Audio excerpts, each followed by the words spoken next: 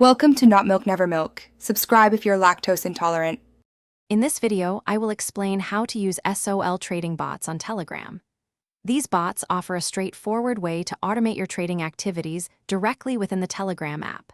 They can help you execute trades quickly, manage positions, and even follow other traders.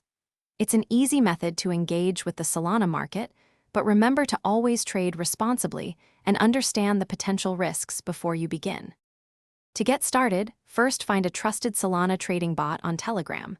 Once you've chosen one, you'll need to connect your existing Solana wallet. Ensure this connection is secure. Next, fund your wallet with the desired amount of SOL tokens for trading. Before making any trades, take a moment to review the bot settings and understand the permissions you are granting.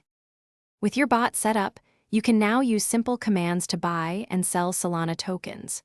Most bots allow you to set advanced orders, such as stop loss and take profit levels, to manage your risk.